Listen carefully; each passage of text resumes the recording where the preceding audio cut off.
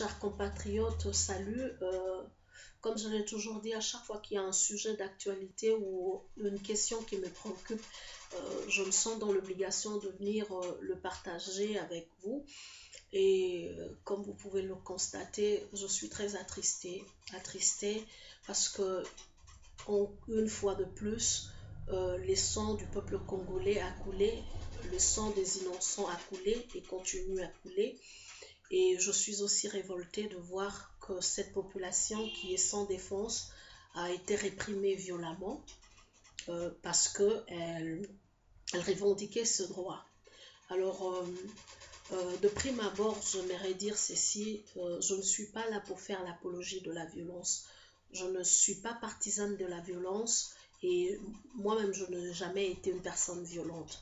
Mais seulement, j'aimerais que l'on puisse analyser les choses pour comprendre certaines choses.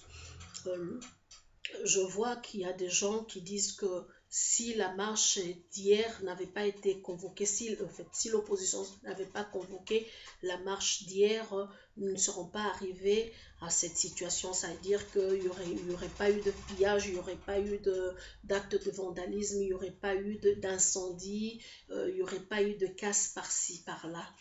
En tout cas, mes chers compatriotes, essayons d'être objectifs. Moi, j'ai eu le temps de lire le communiqué de l'opposition, donc plus précisément le communiqué du rassemblement. Et l'objet de la marche d'hier, c'était d'aller déposer un mémorandum à la Commission électorale nationale indépendante pour demander à ce qu'on puisse convoquer la tenue des élections présidentielles. En tout cas, c'est ce que le communiqué du rassemblement avait repris. Donc, nulle part, je n'ai vu qu'il était question d'appeler à la violence, je ne pense pas. Donc, malheureusement, il y a eu dérapage, chers compatriotes. Nous le savons partout. Moi, je vis ici en Angleterre. En été 2010, il y a eu de jeunes qui ont été mécontents. Vous avez entendu parler de ça. Pendant 3 jours, il y a eu des actes de pillage, il y a eu des actes de vandalisme. C'est pour dire que quand il y a la base, quand il y a 1 million de personnes, ou je ne sais pas moi, 10 000 personnes, là où il y a rassemblement d'hommes, il y a toujours des agendas cachés. Il y a des gens qui viennent pour différentes raisons. Ils viennent pour différents motifs. Donc, l'objectif du rassemblement, c'était de faire respecter la Constitution. Mais malheureusement, il y a eu d'autres personnes malveillantes qui se sont joints à eux et bon, il y a eu ces dérapages. Mais même si c'est le cas, moi je pense que quand une personne réagit violemment, il y a toujours une raison. Il y a toujours une raison pour que quelqu'un s'irrite. Et dites-moi dans le cas du Congo, comment pouvez-vous expliquer? Qu'attendez-vous du peuple congolais? Vous voulez que le peuple congolais soit tout le temps en train de sourire, en train de danser, en train d'éclater de rire, alors que les choses ne vont pas bien, alors que les militaires ne sont pas rémunérés, alors que les fonctionnaires ne sont pas bien payés, alors que les enfants ne peuvent pas aller à l'école, alors que l'insécurité bat son plein à l'est de la République démocratique du Congo. Donc il y a tous ces ingrédients qui sont mis ensemble et qui peuvent être la cause d'une colère. Et malheureusement, on ne peut pas contenir la colère. Donc, rejeter la faute à l'opposition, moi je dirais, c'est être injuste. Mais seulement, il est toujours facile de critiquer, il est toujours facile d'accuser. Il faut seulement amener des preuves qui pourront testifier que l'opposition avait planifié ces actes de violence. Moi, je ne pense pas.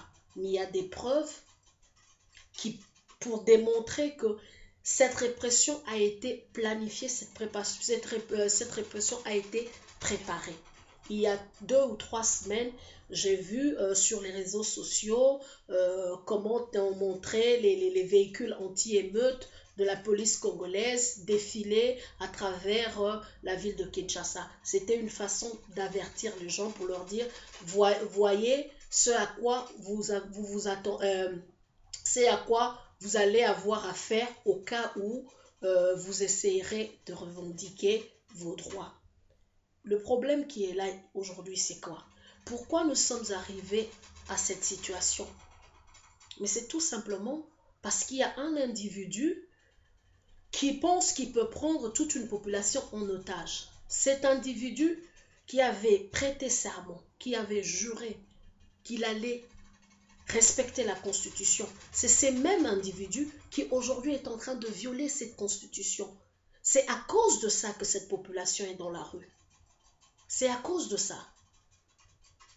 Parce que nous sommes tous citoyens. Le Congo, je ne sais pas, 70 millions, 80 millions d'habitants. Et le Congo appartient à nous tous. Et nous sommes tous égaux devant la loi. Personne n'est au-dessus de la loi. Mais aujourd'hui, qu'est-ce qui se passe? Nous avons cet exemple qu'il y a certaines personnes qui sont au-dessus de la loi. Des personnes qui ne peuvent pas respecter les lettres, qui ne peuvent pas respecter les textes. Et nous connaissons cette personne. Et c'est cette personne qui est à la base de cette situation. Alors, Monsieur Kabila, puisque c'est de vous qu'il s'agit, on ne va pas mâcher le mot, c'est vous qui êtes responsable de toute cette situation. Et je vous ai suivi plusieurs fois. Vous avez dit ceci, que vous êtes un homme respectueux, que vous allez respecter la Constitution, que vous êtes un homme de parole. Monsieur Kabila, ça fera 15 années que vous êtes au pouvoir.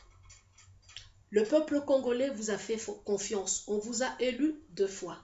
Cette constitution dont vous êtes les garants, qu'est-ce qu'elle dit la constitution? La constitution dit que vous pouvez faire 2 mandats. Mais cela ne dit, la constitution ne dit pas que vous ne pouvez pas vous représenter. Mais la constitution dit seulement que vous pouvez faire 2 mandats. Vous pouvez vous reposer et revenir après, M. Kabila. Pourquoi vous êtes en train de vous accrocher au pouvoir? Pourquoi vous êtes en train de vouloir tout gâcher, M. Kabila? Cette population qui vous a fait confiance vous fera peut-être confiance 5 ans après.